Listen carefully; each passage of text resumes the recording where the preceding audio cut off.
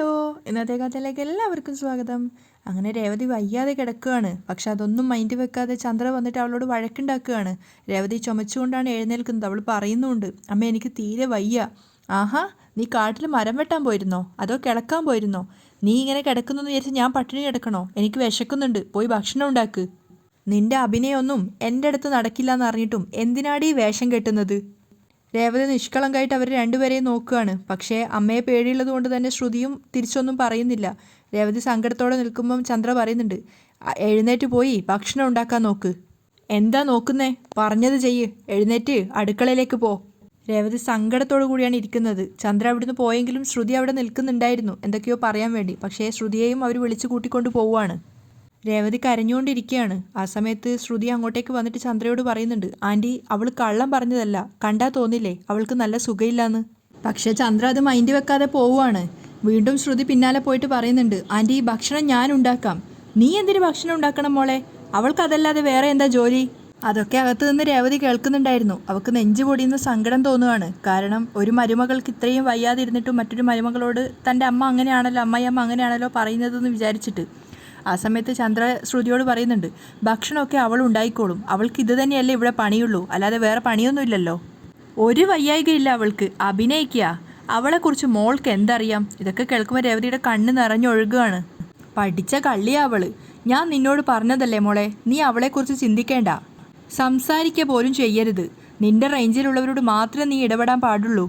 അവള് പൂ കെട്ടുന്ന കുടുംബത്തിൽപ്പെട്ടവളാ. നീയോ മലേഷ്യയിലെ വലിയ പണക്കാരൻ്റെ മോള്.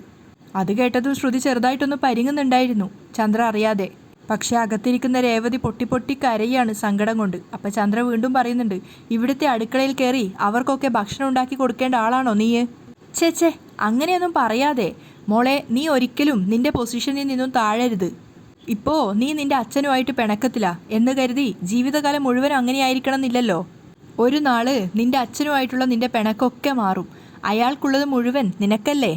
നീ ആരാണെന്നൊന്ന് ഓർത്തു നോക്ക്. അതൊക്കെ കേൾക്കുന്ന സമയത്ത് ശ്രുതിക്ക് നല്ല ടെൻഷൻ ഉണ്ടായിരുന്നു.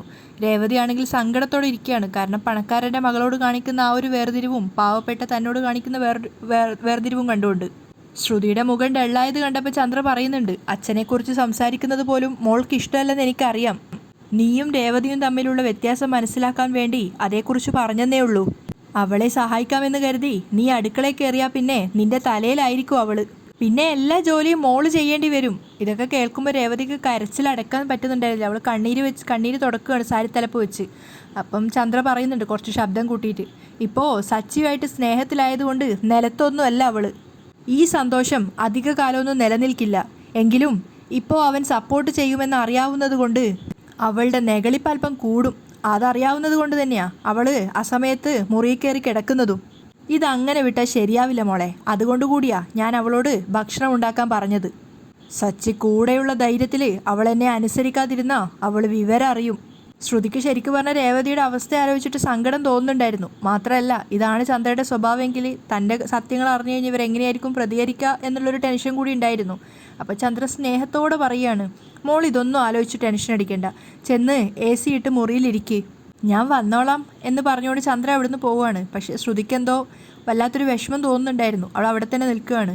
അതേസമയം ഒരുപാട് കരഞ്ഞ് തളർന്നതിന് ശേഷം രേവതി സങ്കടത്തോടെ ബെഡിൽ നിന്ന് എഴുന്നേറ്റ് പുറത്തേക്ക് വരികയാണ്. ശ്രുതിയെ മുഖാമുഖം കാണുന്ന സമയത്ത് രേവതി ഒന്നും മിണ്ടുന്നില്ല. ശ്രുതിക്കും അവളോട് എന്താ പറയേണ്ടതെന്ന് അറിയില്ലായിരുന്നു. രേവതി എഴുന്നേറ്റ് താഴേക്ക് പോയിട്ട് ആദ്യം തന്നെ പൈപ്പ് തുറന്നിട്ട് കൈ നനയ്ക്കുകയാണ്. ആ സമയത്ത് തന്നെ അവൾക്ക് പൊള്ളുന്നുണ്ടായിരുന്നു. കാരണം നമുക്ക് പനിയൊക്കെ വരുമ്പോൾ അങ്ങനെയാണല്ലോ, വെള്ളം തട്ടുമ്പോൾ തണുപ്പ് ഒന്നുകൂടി കൂടുമല്ലോ. എന്നിട്ട് പൈപ്പിലെ വെള്ളം എടുത്തിട്ട് അവൾ മുഖമൊക്കെ ഒന്ന് കഴുകുകയാണ്. അതിനുശേഷം പച്ചക്കറിയൊക്കെ എടുത്ത് കഴുകി അതൊക്കെ അരിഞ്ഞ് കറി വെക്കുകയാണ്.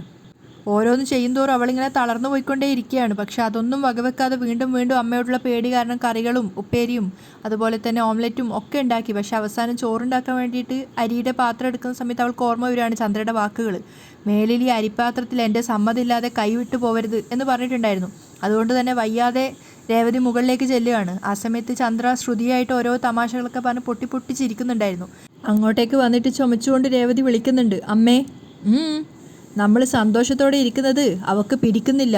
ചന്ദ്ര ശ്രുതിയോട് പറയാണ്. വന്നത് കണ്ടില്ലേ? അത് കേട്ടപ്പോൾ രേവതിക്കൊന്ന് ദേഷ്യം വരുന്നുണ്ടായിരുന്നു. അവൾ ചോദിക്കുകയാണ്, ചോറ് വെക്കണ്ടേ? ആ വേണം. ആരാ വേണ്ടാന്ന് പറഞ്ഞത്? ഭക്ഷണം ഉണ്ടാക്കണമെന്ന് പറഞ്ഞതല്ലേ, ചോറുണ്ടാക്കണമെന്ന് പ്രത്യേകം പറയണോ? എന്താ ഇവളെയൊക്കെ വേണ്ടത്? അവർ ശ്രുതിയോട് പറയാണ്. അപ്പം രേവതി ചോദിക്കുന്നുണ്ട്, അരിയില്ലാതെ എങ്ങനെ ചോറ് വെക്കാൻ പറ്റും, വന്ന് എടുത്തതാ.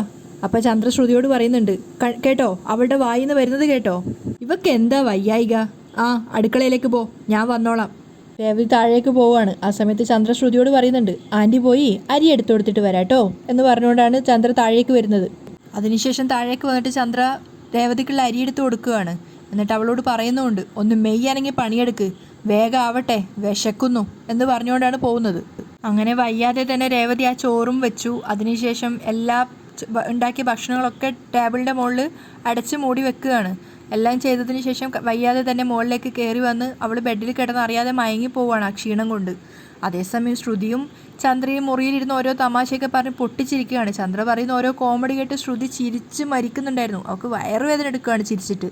ഇവളെന്തിനാ ഇങ്ങനെ ചിരിക്കുന്നതെന്ന് ചന്ദ്രക്കും തോന്നായികയില്ല. അപ്പം ശ്രുതി പറയുന്നുണ്ട്, അയ്യോ എനിക്ക് ചിരിക്കാൻ വയ്യ, എന്തൊരു തമാശ ഇത്, ആൻറ്റിയുടെ തമാശ കേട്ട് സമയം പോയത് അറിഞ്ഞില്ല, നന്നായിട്ട് തമാശ പറയുന്നുണ്ട് ആൻറ്റി.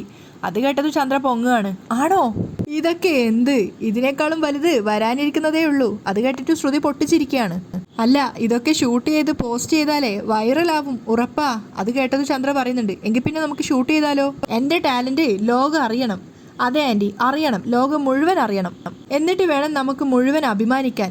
അപ്പം ചന്ദ്ര വീണ്ടും ചോദിക്കുന്നുണ്ട്, എപ്പോൾ ചെയ്യും മോളെ? അപ്പം ശ്രുതി ഒന്ന് പരിങ്ങുകയാണ്. ആ, നമുക്ക് പിന്നെ ചെയ്യാം. ആൻറ്റിക്ക് വിശക്കുന്നില്ലേ?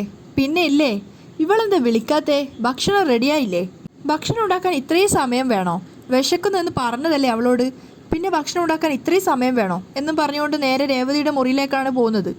രേവതി വയ്യാതെ ഉറങ്ങിയിട്ടുണ്ടായിരുന്നു. അപ്പോൾ ശബ്ദം ഉണ്ടാക്കി ചന്ദ്ര വിളിക്കുകയാണ്, ഏയ് എന്താ ഇവിടെ വന്ന് കിടക്കുന്നത്, ഭക്ഷണം ഉണ്ടാക്കാൻ പറഞ്ഞതല്ലേ ഞാൻ. അപ്പോൾ രേവതിയുടെ ഉറക്കം ഞെട്ടുകയാണ്. അവൾ വിഷമത്തോടു കൂടി എഴുന്നേൽക്കുന്നുണ്ട്. ചുമച്ചിട്ട് അവളൊരു അവശതയായിട്ടുണ്ടായിരുന്നു.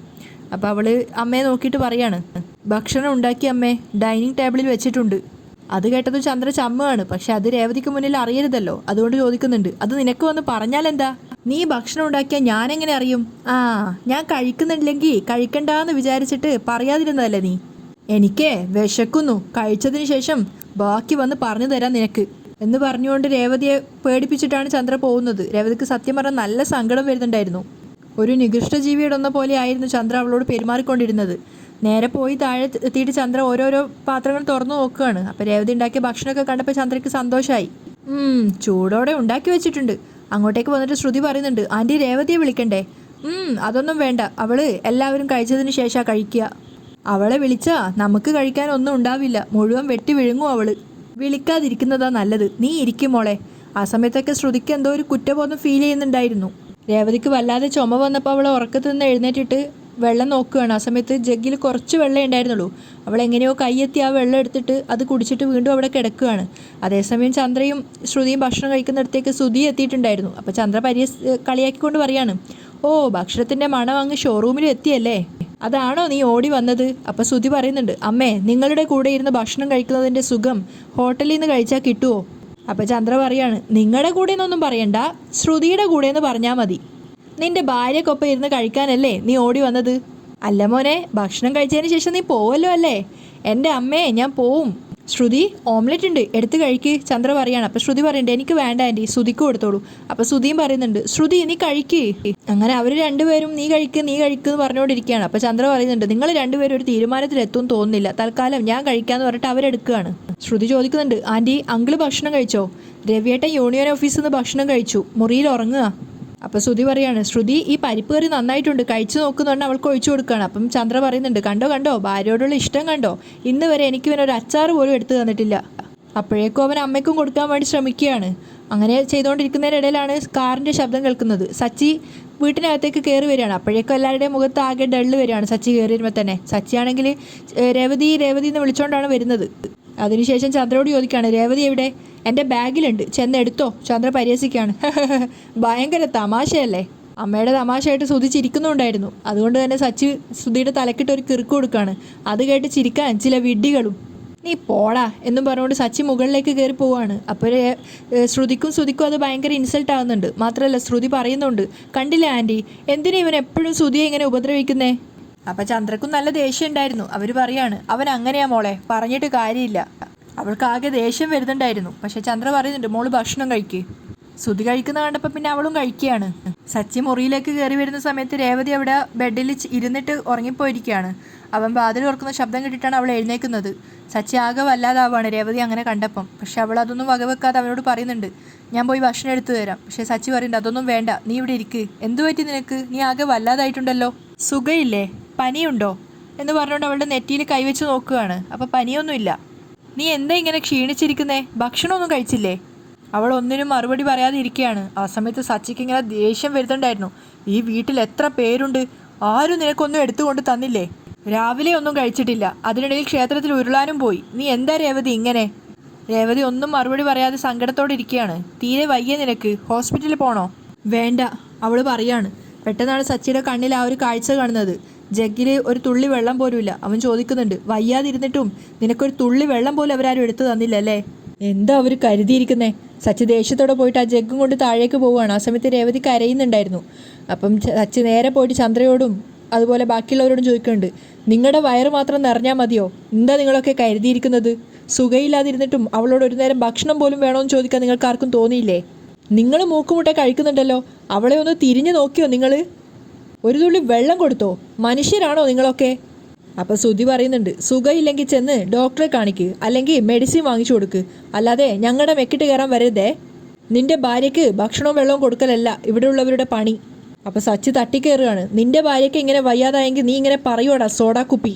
അപ്പോഴേക്കും ചന്ദ്ര ഇടപെടുന്നുണ്ട്, ഡാ നിർത്ത്, നിന്റെ വിളയാട്ടം മതി. വിളയാടിയ എന്ത് ചെയ്യും? തെറ്റ് കണ്ട ചോദിക്കും സച്ചി. അവർ 3 പേരും ദേഷ്യത്തോടെയാണ് ഇരിക്കുന്നത്. അതേസമയം രേവതിയുടെ മനസ്സിലൊരു തണുത്ത മഴ പെയ്യുന്നുണ്ടായിരുന്നു. എന്തുകൊണ്ടാണെന്ന് വെച്ചാൽ തനിക്ക് വേണ്ടിയും ചോദിക്കാനും പറയാനും ആരൊക്കെ ഉണ്ട് എന്നുള്ളൊരു തോന്നൽ. അവിടെയാണ് ഇന്നത്തെ എപ്പിസോഡ് വൈൻഡപ്പ് ചെയ്യുന്നത്.